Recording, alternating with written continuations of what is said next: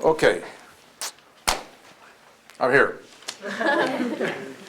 You got some questions? Yeah, go ahead. You got to tell me your name before you ask a question. I'm Emily. Nice to meet you. Good to meet you. Could you just tell us a little bit about how you got into organizing? Sure. How you became community organizer? I grew up in San Antonio, and I'm 63. I was born in 1943. And it was at a time when things were sort of beginning to change, but not fast enough. It was right after the war.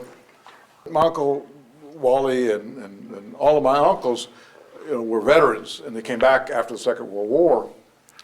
And and I found out this later, much later. But they were expecting things to change. They were kind of expecting, because they formed a lot of veterans organizations, Veterans of Foreign War, American Legion, etc. And they thought that things were going to be different. And my uncle Arturo told me this many years later. Okay, but they weren't. And so, growing up in San Antonio at that time was a little bit of a challenge. Okay, it's a city which was 53% Mexicano, 7% African American. But at that time, the city was operated pretty much like a colonial society. It was run by a very powerful group of people. Jane Pauley asked the question, why was COPS, the organization, Communities Organized for Public Service, needed? And she said, because before COPS, okay, San Antonio was, an organization which was run by 3 organizations, and she ticked them off, the Good Government League, which is the political organization, the Country Club, and the Texas Cavaliers, and then she said it, a white racist organization, okay. Well, the whole town just went, berserk, okay, over that. Headlines, and I was loving it. But anyway, so I'm not sure if that answers your question directly, but I guess I grew up a pretty angry kid, okay, and felt like I wanted to do something different. And so I tried a lot of things: politics, civil rights work, worked in the civil rights movement, did labor organizing, ran a community development corporation. But then I finally decided, that what I wanted to do was be with the Industrial Areas Foundation. Because I was young, I was kind of foolish, and I walked into an economics class taught by a fellow named Louis H. Stern. And I did well, and he liked me a lot. And he kind of took me under his wing, excuse me. And, but one of the things he taught me was how to argue. And years later, when I was organizing in Houston, and he'd gone to the University of Houston, we would go out every weekend and for 4, 5, or 6 hours and just argue and fight with each other. And that's what we would say we're going to do. We're going to argue, and then we would just kind of go at each other all the time. He had different positions than I did, different perspectives, but we would like to do that, and it was kind of delightful and enjoyable. And what I liked most about it is when I felt like he was besting me, I wouldn't tell him he was. I tried to pretend like I was besting him, but I knew he was besting me. But then I would go off and prepare for the next argument around that same topic, and go off and try to read as much as I could and learn as much as I could, and go over the potential, conversation with him. Prepare for it, and then when I met him again, then I would try to overwhelm him with, and so this is kind of how it go, okay? And, it was great for me because it taught me, how to be effective in this kind of way of conversing. But also taught me how to teach other people how to argue and how to think. And so as a result of that, I began to bring him into classes with organizers, and, to have him teach them supposedly economics, but really how to go back and forth, how to argue with each other, okay? Well, that's not something that we do very much of in this country, okay? And so for me, the question is, how do we create spaces and opportunities and situations where people can learn how to argue with each other? I don't know if that answers any or all of your questions. Sure. I'm Daniel, and oftentimes I feel that before I engage in an argument, I feel that I might be missing something, or I might misunderstand them. Is there some kind of precursor that's necessary before engaging in an argument? Well, part of an argument, it's kind of like, let's be real clear. Any of y'all watch Monty Python?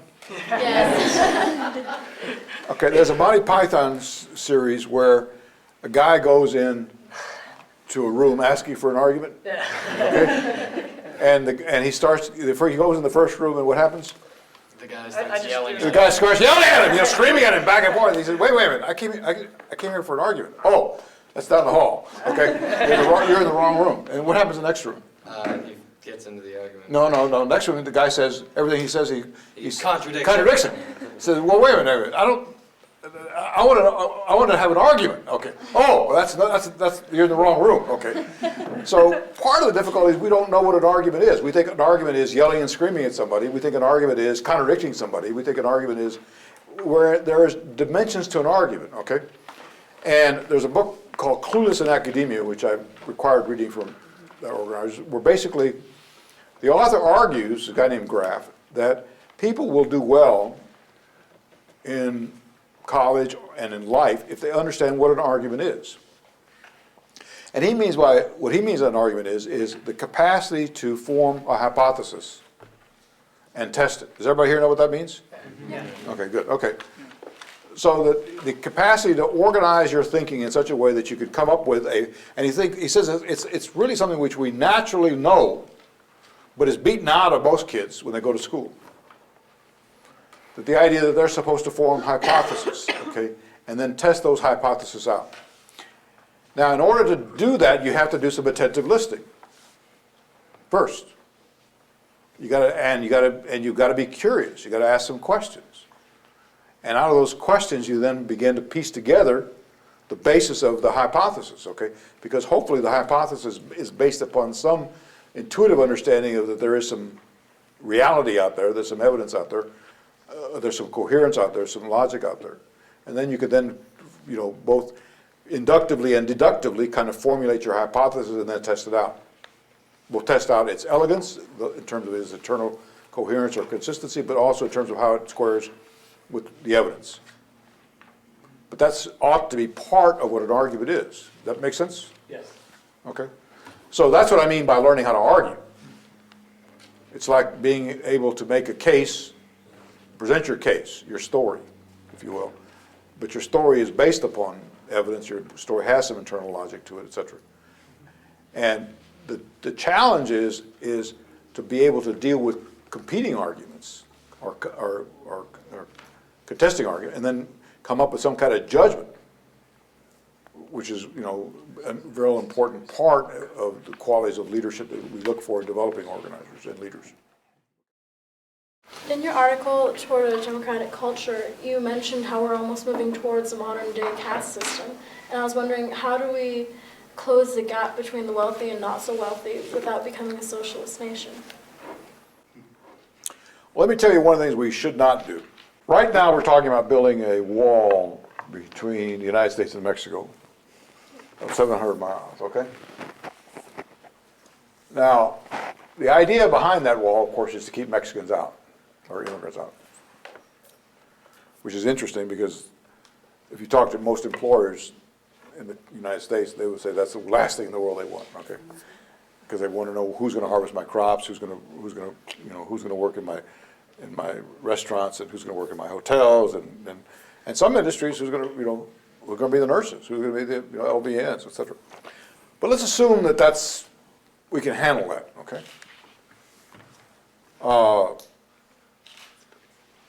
It's stupid and it goes against the grain of everything I believe in, and makes me furious. But let's assume that we can handle it. Okay? If that wall gets built, and all their hope and expectation about the integration of the economies of Mexico and the United States, which we promised we're going to have with NAFTA, what do you think is going to happen to those states and those situations? Okay, I mean, I think you're going to see some real ugly politics of resentment develop.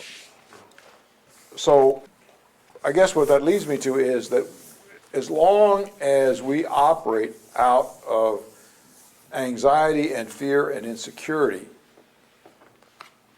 we're never going to have the kind of politics that I think makes any sense.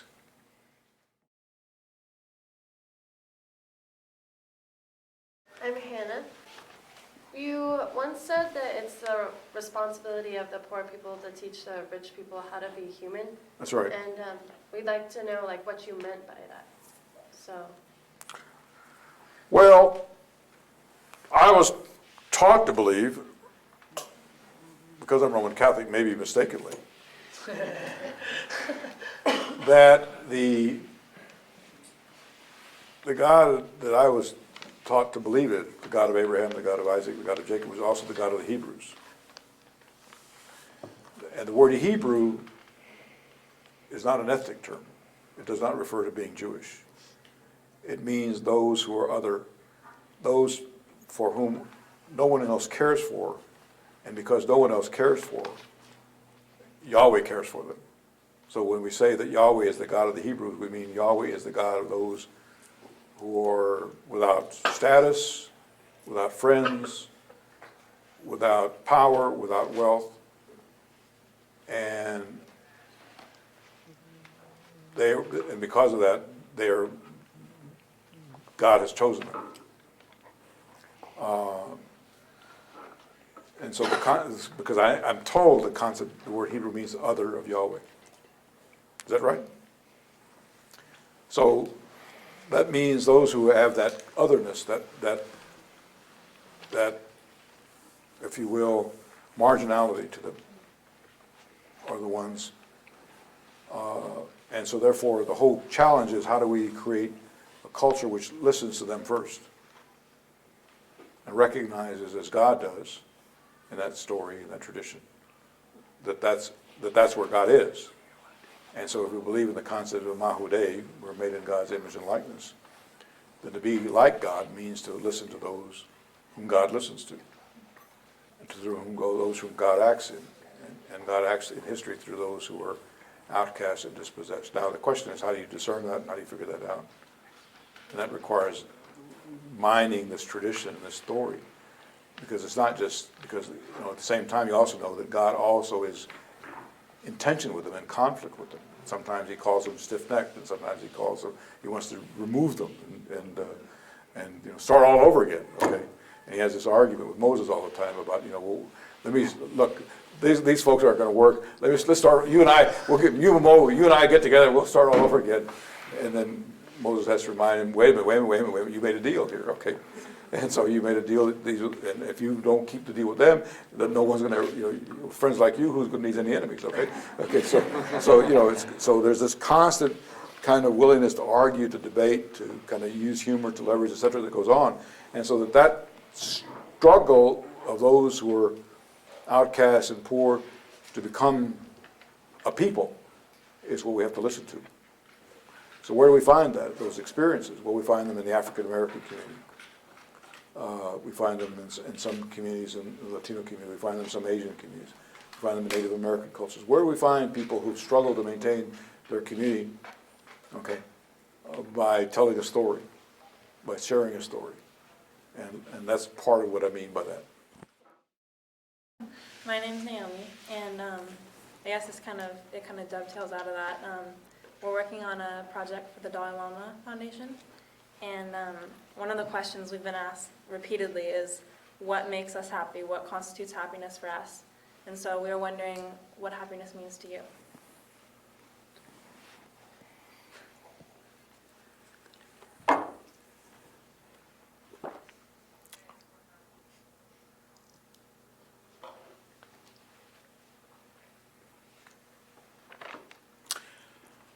Well, I could be very, very superficial and say engagement, intensity of engagement.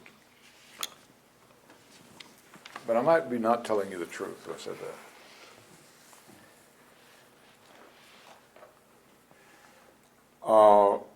Because I'm not sure, because there's so many, I can tell you there are moments when things have been very, very joyful to me.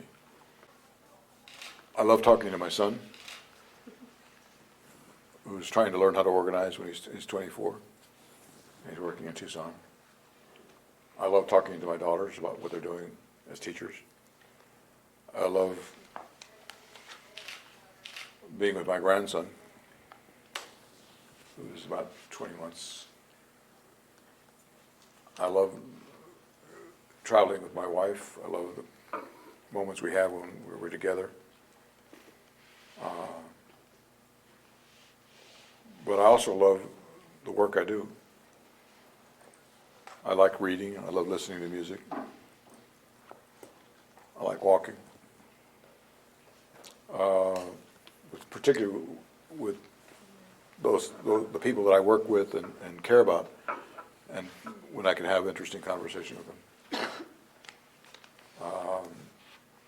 I like being able to, or love being able to read an article or a book, and then or go see a movie and have an interesting conversation with someone about that.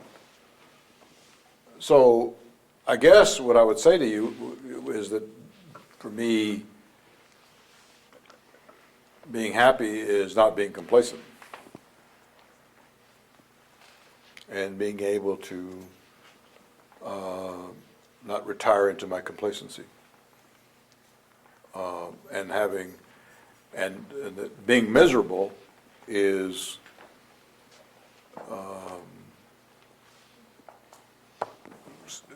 seeing my life shrink, or it would be miserable seeing my life shrink in that respect. Okay. I'm saddest when I visit my mother, because she can't talk anymore because she had a stroke. She's 93, and that makes me very sad that we can't have conversations. She can't travel much, and so those kind of things disturb me as I see people who are kind of but I feel good about the fact that she had a full life, and that there are lots and lots of memories that I can recall from looking at pictures of different situations in her life when she was doing things with us and for us, and enjoying her grandchildren and her great-grandchildren, and just opportunities. But then I think about people who are never given those kind of opportunities, and that angers me. So I'm happiest, I guess, when I feel like I'm making it possible for me and other people to enjoy life. It's like anything, okay, that learning some things which are hard can be painful, but it's important to go through those painful, hard, tough moments. If you're going to learn a language, it means you have to go through moments where you feel frustrated and anxious and angry at yourself, and feel like you're stupid and you can never learn. If you're going to learn anything which is new and tough, it means you have to go through moments when it's hard for you, painful for you, where you just want to give up on yourself, okay, and get to the point of almost despair, okay, and that anything worth going through is worth going through those kind of moments. The most important relationship in my life is with my wife. We've been married over 35 years, but there have been times when it's, for both of us, it's been very hard. And it would have been easy to say, this is not worth it. I'm miserable. This is unhappy. I'm unhappy here, okay? But fortunately, both of us had the maturity to go beyond those moments of sheer anguish with each other. And notwithstanding our love for one another, there were times when we didn't like each other very much, okay? And so it's great to get to the point where you both love and like the person that you're living with, okay? And I say that because, the thought of not living with her is just too painful to endure. But that's where I am now. But I would never be where I am now if I hadn't gone through those times when it was really hard and tough. And I'm suggesting that that's part of being happy, is going through those moments of real struggle and pain and sorrow and sadness and anger, and overcoming them, and claiming somewhere a generosity of spirit, the capacity to forgiveness, and to know that, that in the world as it is, being right isn't always gonna work. Darn. Sometimes you gotta be reasonable. So, for me, that's what happiness is all about.